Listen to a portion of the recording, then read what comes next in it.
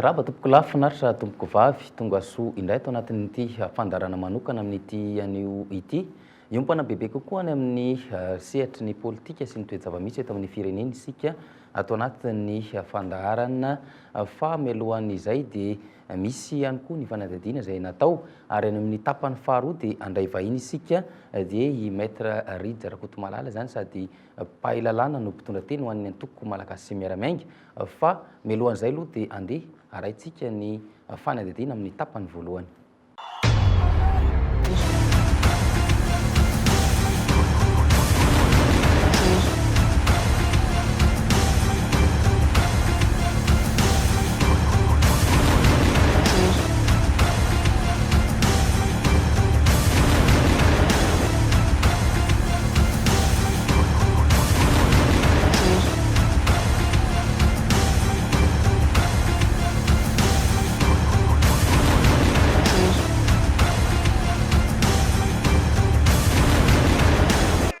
Raika amby roapolo aprily taona 2024 teto ny atomboka ny tantara ho an'ireo solombavambahoaka ho an'ny fanovana teto no niainga ny fitakiana ny fialan'ny filohan'ny repoblika anton'izany ny fandatsahanaina nataon'ny tafika taorian'ny baiko azo avy amin'ny lehibe ny folo alin-dahy. Tamin'io andro io efatra ny namoy ainy ary maro ny naratra vokatry ny tifitra nataon'ny mpitandro filaminana tamin'ireo vahoaka nanaradia ireo solombavambahoaka. Tsy inona nefa nanosika ny vahoaka tamin'io andro io fa ny fanitsahana lalàna nataon'ny mpitondra tamin'ny fampandaniana lalàna izay voalaza fa tsy hitondra afa-tsy korontana eto amin'ny firenena. Niainga tamin'ny fandaniana lalàna momba ny fifidianana izay voalaza fa manome vana ny alabato sy tsy mangarahara io hetsika io. 770 ireo solombavambahoaka tsy nanangan-tanana andany izany, tsy nanaiky ihany koa ny ovindimbola amin'ny fandaniana io lalàna io. Nanapa-kevitra ny hanao tatitra amin'ny mpifidy azy ireo solombavambahoaka tsy nanaiky ny andany io lalàna io. Teto Antananarivo renivohitra nanomboana izany ary ny andro 20 aprily no nikasana nanaovana ny tatitra voalohany. Tatitra fanao ny solombavambahoaka no atao eo amin'ny kianjan'ny 13 Mey, tsy misy araka izany ny fahazon-dalana ilaina raha ny voalazan'ireo solombavambahoaka. Lazan-kilan'izay ny tompon'andraikitra avy amin'ny prefektora ny Antananarivo fa tsy nahazo fahazon-dalana io hetsika io ary nanao ny fanakanana rehetra ka tonga tamin'ny fandefasana bomba mandatsa-dranomaso sy ny tifitra natao tamin'ny vahoaka.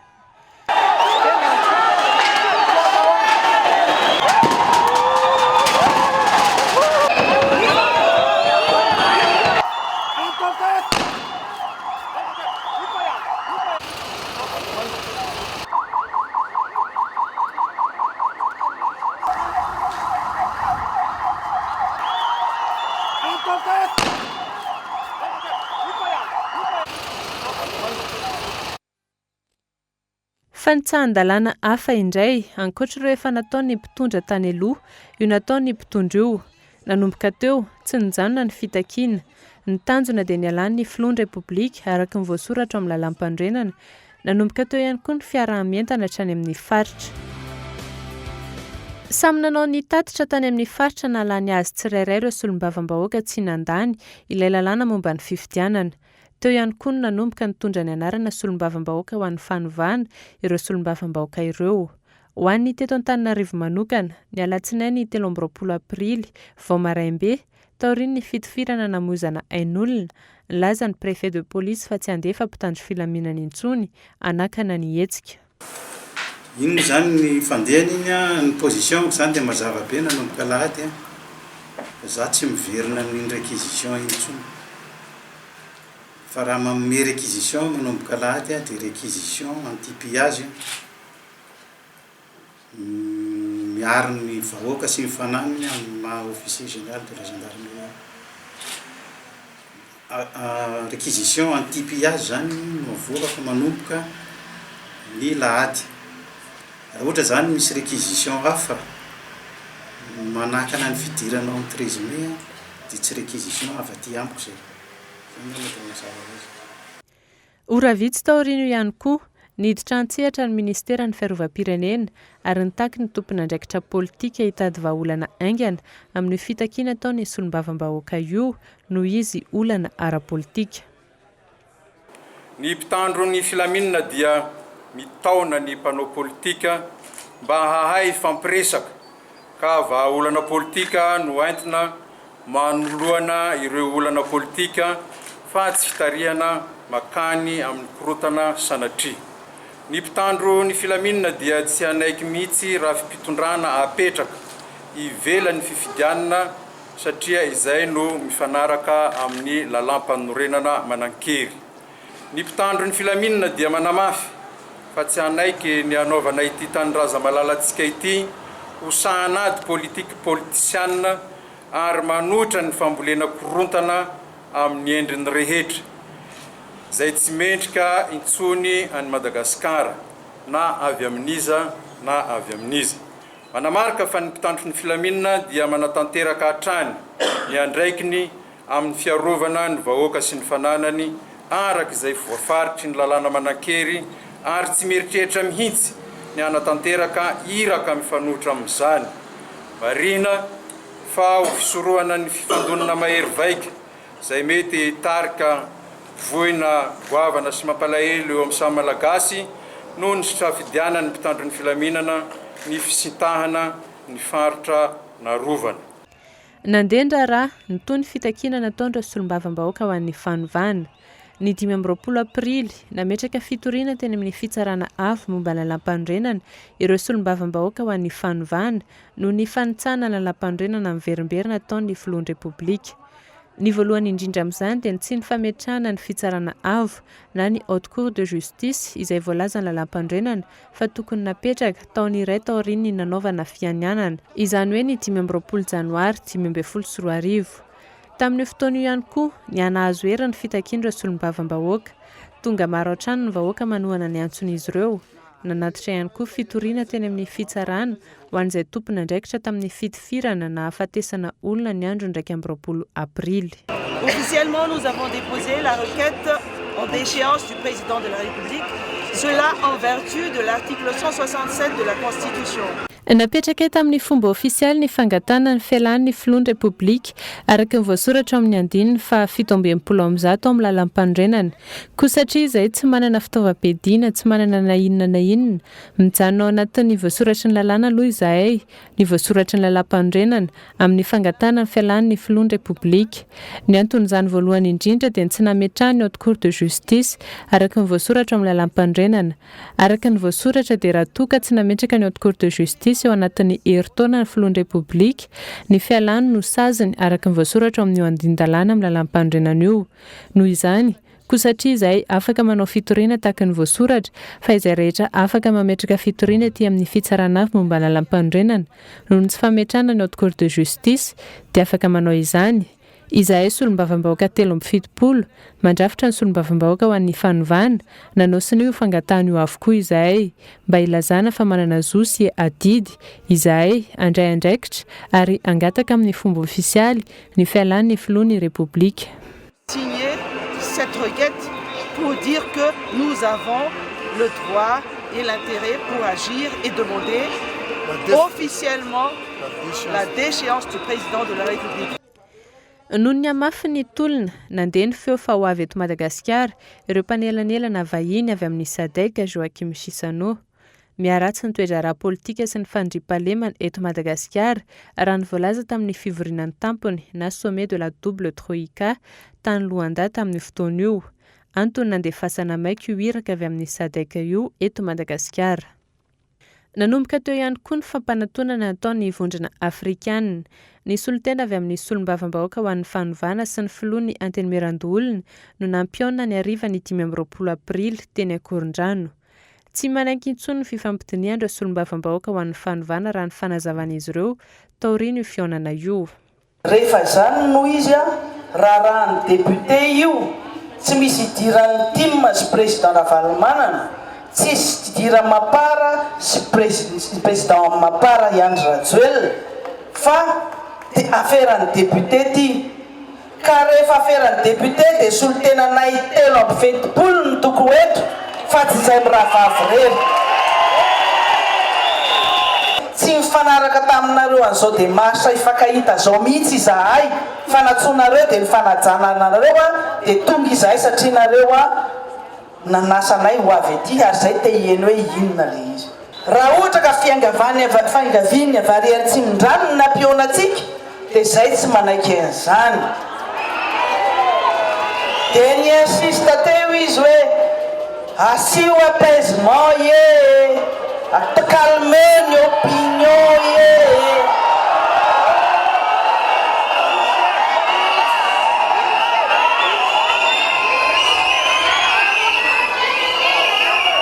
dia ozy izy izahay hoe efa ela be zay nialanenina, efa niteny tamin'ny fanjakana zay amin'ny io lalam-pifidianan'io, nialanenina maro fotoana mela be.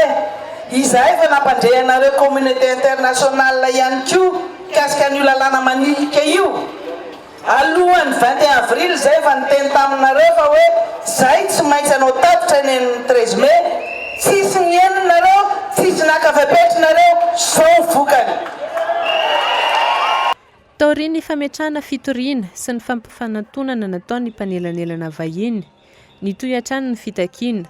Ho fanamafisana izany, niroso tamin'ny famohana mpiasa-panjakana samihafa amin'ny orinasa-panjakana sy ny ministera solombavam-bahoaka.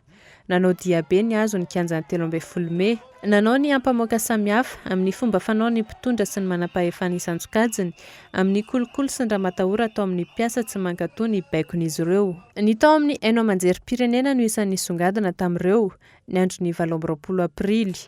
Ankoatra ny fiantsona nataon'ireo solombavam-bahoaka andreo mpiasa-panjakana natevina azy ireo amin'ny fitakiana nataony, nitaky ihany koa izy ireo ny ampitoviana zo ny fandefasana vaovao ao amin'ny haino amanjerim-pirenena ahitany ny malagasy manerana nosy, ny vaovao marina misy. Nitaky koa izy ireo ny andefasana ny vaovao momba ny fitakiana ataon'ireo solombavam-bahoaka eny amin'ny kianjan'ny 13 Mai ao amin'ny TVM sy ny RNM. Nisy ny sakatsakana nandritra izany. Manomboka masona androandroany monsieur le DG, izay député ireo olom-bofidy ireo tsy olom-pona, vahoaka marobe no ao andamoson'ireo. Aty amin'ny vahoaka ny fahefana fa tsy any aminareo na any amin'ny fitondrana azy vemomatsony amin'izao fotoana izao. Noho izany meo temps d'antenne izay. Sinon, raha tsy amenareo dia manasa tany ny izahay fefa vahoaka be maky te anaraka anay eto androany. Fa saingy noho ninona fa endrenay député reto dia hoe alao aloha mifampiresaka, alao mifanaja samy malagasy, dia anjaranareo any aminareo mibaolina fa mbola apetrako ihany fa misioka tokana. Dia vahoaka maro be ny anodidina an'ity ary tsy anaiky intsony ny vahoaka fa tsy maintsy manana anjara temps d'antenne natao amin'ity RNM sy TVM ity zay satria zao lasa tompotrano miono ny vahoaka any ambany ravikazo ihany nefa mananjo tokony haino amin'izany RNM sy TVM zany ary vahoaka malagasy ny mandongo karamanareo fa tsy ny fitondram-panjakana akory. Ny vaovaon'ny 13 Mai dia andeha araky ny tokony misy foana. Ny fanambarana samihafa mitory fanohanana ny amin'ny 13 Mai dia ho balansena miaraka amin'ny ny fanambarana avy amin'ny mpanohana ny fitondrana. Ny miara-manonja dia tsy nivoanay le izy fa nivoan'ny gouvernemanta hoe andriamatoa minisitra ka dia anjaran'izany manapa-kevitra amin'izay.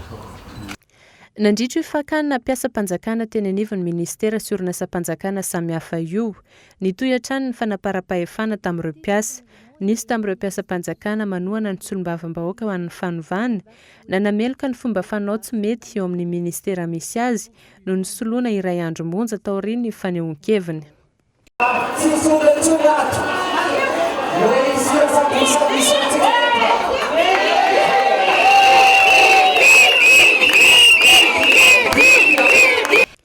Niazakazaka trano ny raharaha, tena anelanela ny fitakiana, nandeha mangingina ny fanelanelanana na ataon'ny vahiny na ataon'ny malagasy. Nanamafy ihany koa ireo vahiny tahaka ny masovony Afrika Atsimo sy ny masovony vondrona Europeanina fa ny malagasy samy malagasy ihany no tokony hitady vahaolana amin'ny raharaha eto amin'ny firenena. Samy laza ho tsy mitsabaka na mametraka ny tena no mpanelanelana izy ireo na misy aza ny fiaonana amin'ireo mpisehatra ara-politika.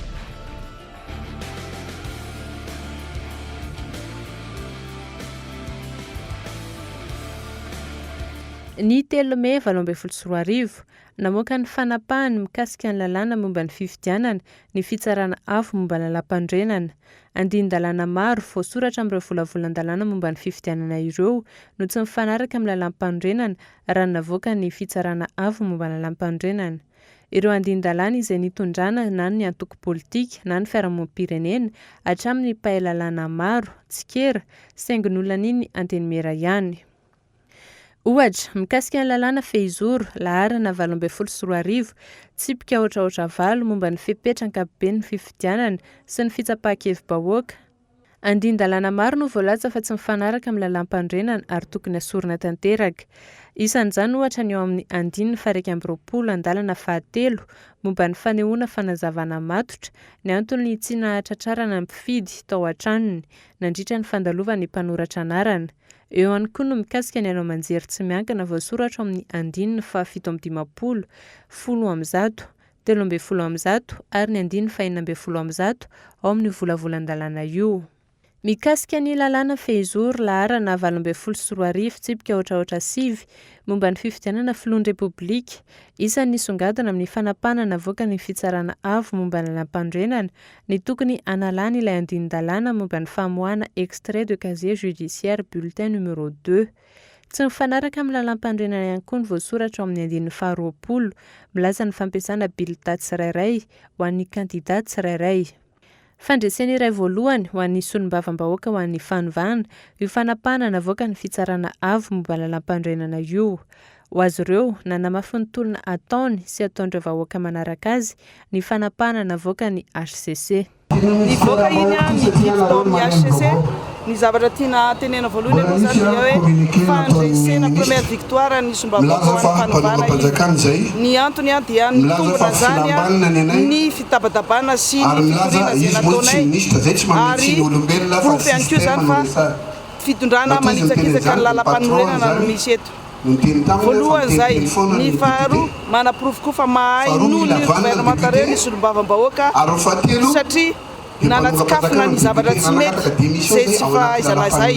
Ny fahatelo dia iriny lalàna vokany HCC iny dia tsy vita fotsiny hoe hoana izy solombavam-bahoaka ho an'ny fanovana fa dingana iray ahafahana makany amin'ny efa tolona zay atao dia ny fanolana manontolo ny olona tsy mahay na incompétent miala any amin'ny président de république ny suite logique ny didiny dia hoe mametraka fialana ny gouvernement sy ny ministra rehetra satria tsy manaja intsony tsy mahay ary tsy manaja ny lalam-panorenana. Mitombona daholo zany ny fankatahana amin'izao fotoana zao hoe miala daholo izy rehetra reo satria tsy olona tsy mahay sy manao kolokolo ohatry zany mitatana an'ity firenena ity. Mitohy hatrany ny fitakiana. Ny 4 Mey nampiantso mpanao gazety ny teo anivony vao miara-mahaleo tena misahana ny fifidianana na ny CENI namoaka daty 3 voalazan'izy ireo ahafahana manatanteraka ny fifidianana filohan'ny repoblika araka ny voalazany lalam-pandrenana.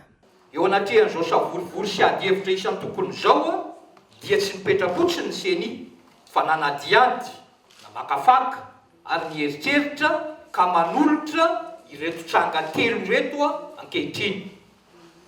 Tranga voalohany, fifidianana filoham-pirenena mialohan'ny fotoana araka ny voalaza ny andininy fa 2-20 amin'ny lalam-panorenana dia azo atao ny manatotosa fifidianana filoham-pirenena mialohan'ny fotoana. Raha ity tranga voalohany ity no mahazo ny safidiny rehetra noho ny antony fanomanana ara-teknika sy ara-pitaovana dia ny alarobia 7 aogositra 2024 no fotoana akaiky indrindra arosiny CENI ahafahana manatotosa ny fihodinana voalohany amin'izany fifidianana izany. Mba ahafahantsika nefa mitazona izany fotoana izany dia mila mazava amin'ity volana mety lalam-pifidianana sy ny fandaminana ara-politika rehetra. Tranga faharoa. Raha ity tranga faharoa ity no ifanarahany be sy ny maro dia ny alarobia 20 novambra 2024 no daty atolotry ny CENI anatotosana ny fihodinana voalohany. Mba ahafahantsika manaja izany fotoana izany dia takiana hatrany azava mandritra nyity volany ity lalam-pifidianana sy ny fandaminana ara-politika rehetrarehetra. Nitranga fahatelo, fanemorana ny fifidianana no ny antony voalaza ny andalana fahaefatra amin'ny andininy fahafito amby efapolo amin'ny lalam-panorenana. Ny ahafahana manemotra ny fifidianana mantsy dia voafehiny voalaza ny andalana fahaefatra amin'ny andininy fahafito amby efapolo amin'ny lalam-panorenana. Raha ity tranga fahatelo ity ny fanarahany be sy ny maro, ny CENI dia manolotra ny datin'ny alarobia 7 Mey 2024 anatotosana ny fihodinana voalohany. Tetrany maro taoriny ny fanambarana nataon'ny CENI io. Efa imbetsaka ny nanontaniana amin'ny datim-pifidianana ny CENI saingy nilaza hatrany fa ny governemanta ny tompona andraikitra amin'izany. Tamin'io fotoana io ihany koa, tonga teto an-toerana ireo iraka avy amin'ny fianakaviam-be iraisam-pirenena manao ny fanelanelana samihafa. Ny raisan'ireo vahiny tamin'io fotoana io no hoe anjaran'ny malagasy ihany no manapa-kevitra amin'ny famahana olana eto amin'ny firenena ary manohana ny dingany izy ireo rehefa tsy mivoana amin'ny lalam-pandrenana.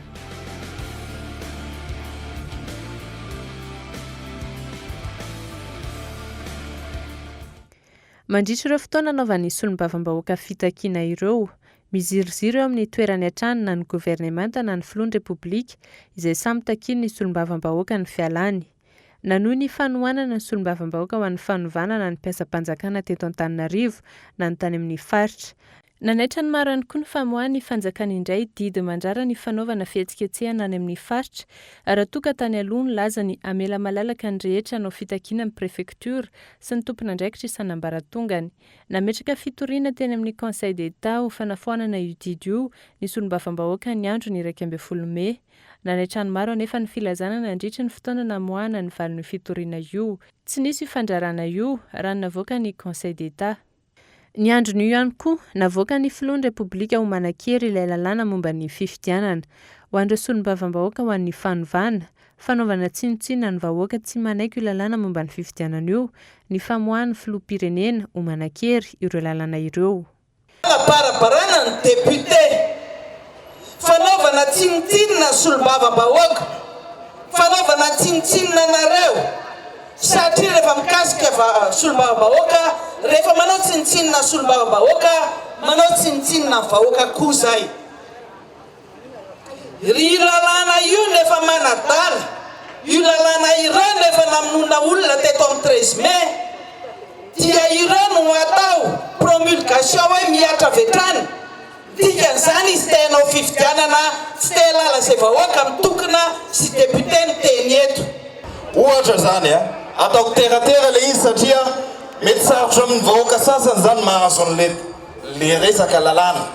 Ohatra hoe ty telefonina ty zany, telefonina ty. Efa tenenina ty telefonina ty hoe natao vérification. De tsy mety ny condensateur ato amin'ny ato, fa mety hipoka io telefoninao raha midinareo amin'io.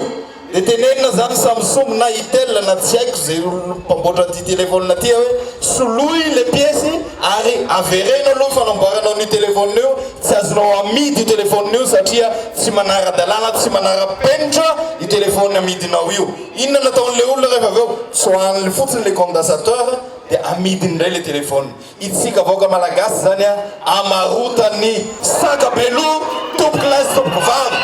Ny fahefana mpanao lalàna ny tokony andany ny fanovana entina amin'ireo lalam-pifidianana ireo melohany amoahana azy ho manan-kery. Ny toy ihany koa ankilan'izay ny fampiaonana nataon'ireo iraka iraisam-pirenena. Nandritra ny tatitra farany nataon'ny vondrona afrikana ny 12 Mey teo, taoriany ny fampiaonana nataon'izy ireo. Manaiky ny tsy fahombiazan'ny fanelanelana eo amin'ireo mpisehatra ara-politika ny filohan'ny vondrona io. Samy miziriziry amin'ny heviny ireo mpanao politika nanaovana fanelanelana raha ny voalaza hatrany. Tsy hita ny fitsonjovana ny tombontsoa ambonin'ny firenena ary ahina hanaratsy hatrany ny fanatanterana fifidianana sy hanamafy ny krizy izany. Ny toy hatrany ny fitakiana, ny fantatra lohatra eo, tsy nahavaolana na ny famoahany CENI daty voalaza fa afaka hanatanterahana fifidianana araka ny voasoratra amin'ny lalam-pandrenana na ny fanelanelana ataon'ireo iraka avy amin'ny vondrona iraisam-pirenena. Ny 5 Mey 2024 iray volana katroka taoriana miatrandro solombavam-bahoaka ho an'ny fanovana fitoriana. Itakina ny fialan'ny filohan'ny repoblika noho ny tsy nametrahany ny fitsarana avo na ny haute cour de justice. Namoaka ny fanapahany fitsarana avo momba lalam-pandrenana. Ndraisana ny fitakindra solombavam-bahoaka. Mitaky ny andravan'ny filohan'ny repoblika ny gouvernemanta ny HCC, ravana ny gouvernemanta, tendrena ny Prime Ministre araky ny 450 amin'ny lalam-pandrenana ary atsangana ny gouvernemanta ny firaisam-pirenena. 15 amin'ity fanapahana ity dia mandidy ny tsy maintsy hanaovana fifidianana amin'ny fotoana maina amin'ity taona 2024 ity, izany hoe amin'ny volana Jolay na Aogositra. Fifidianana mialohan'ny fotoana izay efa nangatandro antoko politika maro sy fikambanana maro samihafa toy ny antoko malagasy miara-miainga. Tsy nivaly kosa tamin'ny fanapahana io ny tokony ampiatoana ny filoham-pirenena araky ny 720 ny lalam-pandrenana no tsy nanangana ny haute cour de justice tao anatin'ny fehim-potoana voalazany io andininy io. Ho an'ny mpanara-baovao, tsy mivona ny anara-dalàna ny fitsarana avo momba lalam-pandrenana tamin'ny fanapahana navoakany mitondra ny laharana 2024 tsipika HCC tsipika D3 navoakany HCC ny 5 Mey 2024 tamin'ny fitoriana napetraka ireo solombavam-bahoaka ho an'ny fanovana ny amin'ny tokony ampiantona ny filoham-pirenena. Taorian'ny fanapahana navoaka ny fitsarana avo momba lalam-pandrenana, ny roso tamin'ny fametrahana fitoriana ireo solombavam-bahoaka nivadika palitao teny amin'ny fitsarana avo momba lalam-pandrenana ireo solombavam-bahoaka ho an'ny fanovana.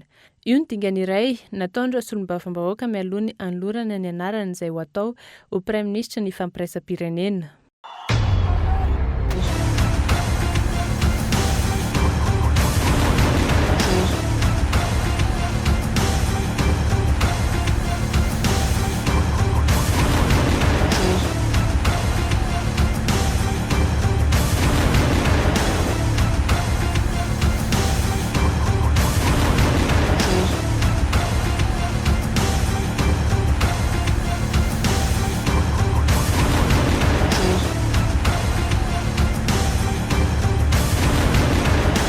Izay makasika ny fanadiadiana iny fa araky ny fanatsidika teny am-piandohana dia mandray vahiny amin'ny tapany faharoa ny fandarana isika dia maître Rija Rakotomalala mpitondra teny ny antoko malagasy miara-miainga sady ihany koa mpahay lalàna. Miarabanao maître Rija, tonga soa tanatin'ny fandarana. Miarabanao dia miaraba amin'ny rehetra izay manatrika etona ny Olo TV.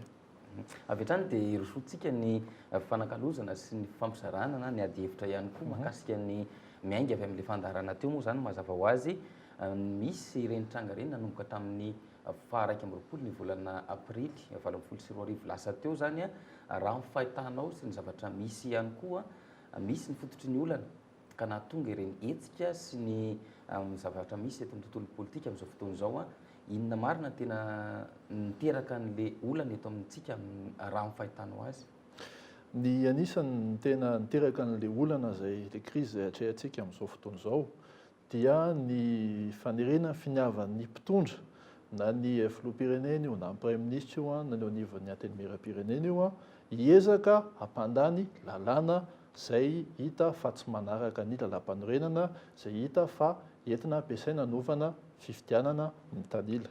Ka teo anivon'ny antenimieram-pirenena no resahana betsaka mihitsy io lalàna io hoe lalàna noman'ny gouvernemanta nentina teo anivon'ny antenimieram-pirenena nodinihana izy io tany amin'ny commission juridique no alalinina tao mijerena hoe inona no mety, inona no tsy mety, inona no tokony ahitsy dia magaga fa tokony teo anivon'ny commission teo anivon'ny assemblée plénière ilay izy dia mivoanana fotsiny ireo fangatahana ireo amendement rehetra natao teo ary io no tena olana mitondra amin'izao crise misy atsika amin'izao fotoana izao. Makasika izay andinin-dalàna izay indrindra afaka efa nisy moa didina avoakan'ny HCC tateo aoriana mametraka an'ilay hoe tokony hisy ny fandravanan'ny gouvernemanta sy ny fananganana Prime Ministre vaovao zany manahoana makasika an'izay indray? Ie, mazava dia mazava tokoa ilay didy navoakan'ny fitsarana avo momba ny lalam-panorenana. Tany anatin'iny didy iny izy dia nametraka fa ny fomba ny lalàna iangana amin'ny izay gouvernemanta tsy izay Prime Ministre ho apetraka eo dia miainga avy any amin'ilay didy mpitsarana navoakan'ny CES teo aloha tamin'ny fifidiana solombavam-bahoaka. Misy lanjany be, misy dikany be mihitsy izay zavatra izay hoe indidin'ny fifidiana solombavam-bahoaka iny ihany no ahafahana manapaka hoe iza no premier ministre de consensus sy inona ny force politique zay edina hevitra anatin'ny fametrahana n'lay atao hoe gouvernement de consensus io. Lanindalina kely kokoa raha sitraka ao momba n'le resaka premier ministre. Amafisiko aloha fa ny didy navoaka ny fitsarana momba lalam-panorehana dia mametraka fepetra mazava tsara na amin'ny fotoana tokony hatanterahana an'le izy na amin'ny fomba entina nitaterahana an'le izy. Nazava tsara izy tamin'ilay didy iny hoe anatin'ny 7 andro no tokony amoaka n'le anaran'le premier ministre de consensus ny filoham-pirenena. Faran'andro any efem-potoana io dia mipetraka zany amin'ny fanontaniana hoe anajan'ny lalàna ve ny filoham-pirenena, anajan'ny didina avoaka an'izay fitsarana momba fitsarana avy momba ny lalam-panorehana ve ny filoham-pirenena mba ahafahana mametraka n'ilay premier ministre de consensus sy entina miala amin'ilay crise zay mipetraka amin'izao fotoana izao. Ny tiako mafisina kely momba n'ilay premier ministre de consensus io aloha dia mazava tsara nolazainy ny 5/4 lalam-panorenana. Na mafisiny zay 5/4 zay amin'ilay resaka didim-pitsarana momba ny CES hoe ny antoko na ny vondrona antoko maro anisa no manendra ny premier ministre. Efa mazava zany hita anatin'iny didina voaka ny CES iny zany hoe iza siza ihany no afaka manendra manolotra n'le anaran'izay io premier ministre de consensus io. Zany hoe miainga amin'izay zany le satria mandeha ihany koa le resaka maromaro ny antoko politika raha resantsika le resaka hoe azo lazana azy amin'ny teny frantsay le hoe force politique. Zany hoe ao anatin'izay article 54 zay ve no iaingana ahafana mametraka an'le premier ministre ho izy ianao teo dia eo ihany koa le resantsika teo hoe maromaro ny antoko politika somary miezaka ny hoe miseho sy manao zavatra zany amin'izao fotoana zay tao indrindrandrindra tao aorian'le famoahany ACC ny didy manao ahoana mahakasika an'izay. Marina mihitsy fanontaniana izay ary mila mafisina mila zavaina ho antsika mpijery ny mombamomba n'lay resaka hoe inona le hery politika zay andrafitra n'lay gouvernement de consensus sy inona le hery politika zay anendro hoe iza le premier ministre de consensus. Efa mivalin'ny fitsarana avy momba ny lalam-panorenana zay fanontaniana izay manazava intelo izy miresaka n'ireo hery politika ao ary isaky miresaka n'ireo hery politika ao izy dia milaza manampy an'izay amin'le hoe didy navoaka ny CES. Mazava zany fa ireo hery politika tokony entina anendra ny premier ministre sy le gouvernement de consensus dia ireo hery politika zay nandray anjara tamin'ny fifidiana solombavam-bahoaka zay nandray anjara tamin'ny fifidiana io ary anatin'le didy navoaka ny CES tamin'izany fotoana izany. Tokony zany anatin'ireo antoko politika na vondrona antoko politika nandray anjara tamin'ny fifidiana solombavam-bahoaka no ametrahana ny premier ministre sy ny gouvernement de consensus.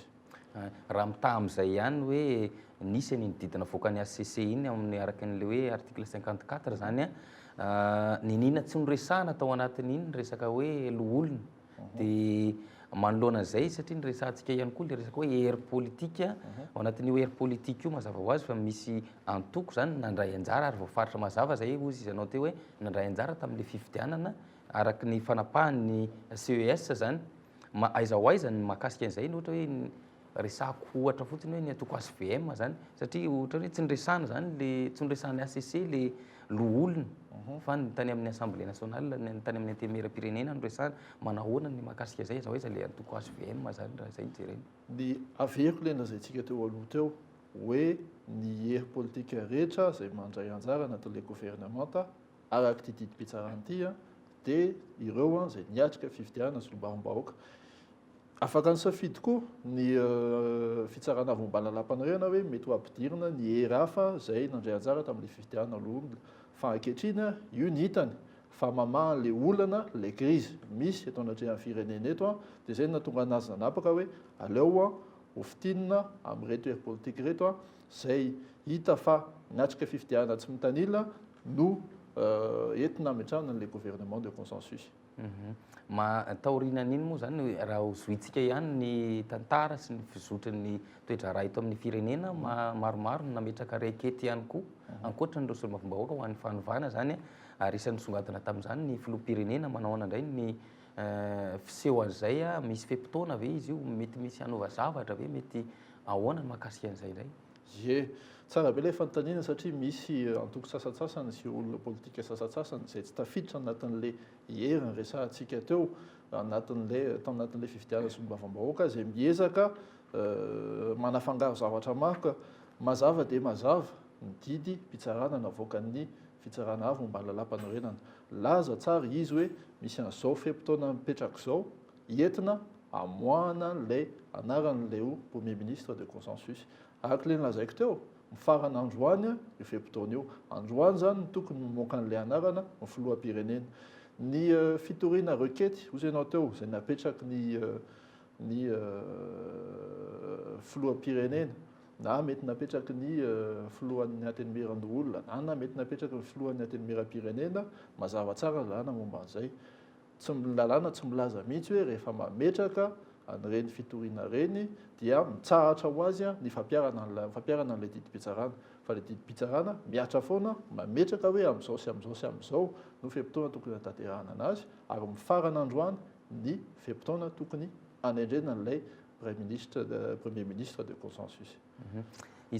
Somary miverina kely raha ohatra ka fa isan'ny niteraka ny olana ihany koa ary nahatonga an'le hoe fitakiana ho an'ny fanovana zay ity resaka hoe lalam-pifidianana ity izay lanina amboletra teny amin'ny antenimiram-pirenena ny lanina ihany koa tamin'ny alalan'ny fifidianana ireo solombavam-bahoaka izay milaza ny tenany hoe maro anisa ihany koa moa zany tsara hiverenana kely ihany hoe raha ho iroso amin'ny fifidianana sika zany satria efa iroso amin'izay fifidianana zay manahoana mahakasika an'izay hoe lalàna zay io ve no raisina sa manahoana ny endrika isehony lalàna aloha dia nandalo teo anivon'ny fitsarana avy momba lalam-panorenana mitondra ny fanitsina ny fitsarana avy momba lalam-panorenana ary ireo lalàna zay efa nahitsy ny fitsarana avy momba lalam-panorenana ireo no navoaka ny filoham-pirenena ankehitriny zany le lalàna vaovao no miatra rehefa isy fifidiana ho avy amin'ny volana aogositra satria nilaza moa zany ny fitsarana avy momba lalam-panorenana hoe fifidiana melohan'ny fotoana no atao ary nilaza koa ny seni hoe amin'ny 5 ny volana aogositra no tokony ho tanterahana io ka ireo lalàna ireo no lalàna miatra amin'izao fotoana izao ny antony nametrahana an'ilay premier ministre de consensus sy ilay gouvernement de consensus dia mba entina mba anaovana fifidiana malalaka sy hoekeny rehetra satria hitan'ny fitsarana avy mba lalam-panorenana hoe misy fombafomba zay mety ahina hiteraka olana hiteraka krizy natonga anazy nanapaka an'io zavatra io sy apiatra ny alàna io ohatran'io dirantsika indray le resaka hoe fitsarana avo izay avy nanao ny fianianana moa zany ny mpikambana rehetra ao anatiny afanontaniana tsotra hoe inona no afaka ohatra hoe ao anatin'ny fitsarana avo io manahoana ny fisehoan'izy io iza no afaka mitory eny ohatra manahoana ny fomba fiasany inona no mety hoe tsy dia mipetraka araka ny tokony ho izy ao anatiny io raha mifahitanao azy lalàna aloha dia mazava io ohatran'ny lalàna rehetra tsy azo ivalozana efa miatra le izy dia efa inona zany no iainantsika eto mazava tsara ny ao amin'ny 170 hoe personne morale ozy izy na groupe de personnes physiques membre d'une association légalement constituée no afaka mitory an'ny filoham-pirenena efa io zany lalàna miatra eo manomboka androany satria androany ny finianana nataon'ny mpikambana eo anivon'ny fitsarana avy io dia eo andiny lalàna maromaro fotsiny no arahana zany amin'izay resaka fitoriana ny filoham-pirenena tohizatsika ihany ny adevitra hoe maromaro zany ny didina voaka ny ACC tatoato indrindrandrindra mahakasika ny hoe toe-java-misy eto amin'ny firenena efa somary resantsika ihany izy teo fa iverenako kely hoe efa ho avy ihany koa ny fifidianana zao raha fahitanao efa maromaro eo didina voaka ny ACC ho izy ateo mbola misy ve ny sakana akoatra ny fananganana ny gouvernemanta ahafahana miroso amin'izay fifidianana melohan'ny fotoana zay zay indrindra ankehitriny efa mazava zany zao ny efa feno zao ny fepetra fa feno ny fepetra efa mitsangana ny gouvernemanta araka ny le lazaiko teo efa nilaza ny seni fa amin'ny 5 aogositra no daty ahafahana manao an'le fifidiana melohan'ny fotoana no amafisiny ny fitsarana avy momba ny lalam-panorenana hoe fifidiana melohan'ny fotoana no tokony ho tanterahana ozy izy koa hoe rehefa feno ny fepetra ankehitriny inona moa zany le fepetra eo daty aloha voalohany efa mazava hoe roviana le izy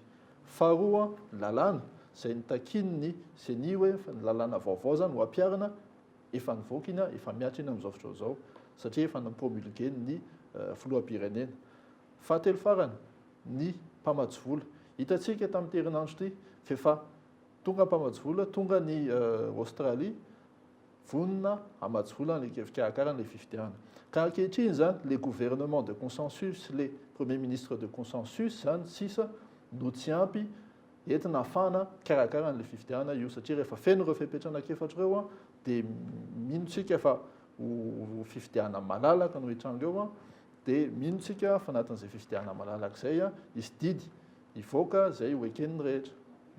Mahakasika an'izay indrindra hoe isin'le gouvernement de consensus zany dia efa mazava ihany koa ny lalam-pifidianana raha ny fahitanao mety ho tanteraka ao anatin'ny io 20 aogositra io ve zany satria ny seni zay efa nilaza ny fahavononany ny anisakana araky ny voalazanao teo dia ny fananganana an'le gouvernemanta satria lalàna efa eo ihany koa mety ho tratra ve izay daty zay raha ny fahitana anazy zany raha ohatra ka sa miankina amin'le fananganana gouvernemanta amin'izao zany no ahafana manatratra an'izay na tsy efa mazava tsara mihitsy ny fanazavana nentin'ny seni tamin'ny izy namoaka n'lay daty tamin'ny 20 ny volana aogositra io izy hoe reto sy reto no fepetra takena mba ahafahana manatanteraka ny fifidiana io melohan'ny fotoana ankehitriny nanampy ny fitsarana momba lalam-panorenana hoe misy an'ireo fepetra ireo fa aleo asinana le gouvernement de consensus anampiana amin'ny fanatanterahana izy mba hangarara le fifidiana ho atao ka ankehitriny efa mipetraka daholo zany ny fepetra rehetra akoatran'le fanendrenan'le premier ministre de consensus sy le gouvernement de consensus zay no andraikitra voalohany andraikitra tokana dia anatanteraka an'ilay fifidiana melohan'ny fotoana miaraka amin'ny seni. Efa maromaro ihany ny resakitsika izay fa isan'ny manitikitika ny sain'ny mpijery sy ny mpiainontsika ihany koa amin'izao fotoana izao hoe raha mipetraka ary zany ny gouvernement de consensus zany efa mazava ihany koa ny lalàna ho any amin'ny fifidianana irosoana amin'ny fifidianana amin'le hoe amin'ny faha 15 volana aogositra zay anao ahoana ny mety ho fiafarany eny amin'ny kianjatelo amin'ny folo me raha fahitanao azy aminao manokana zany.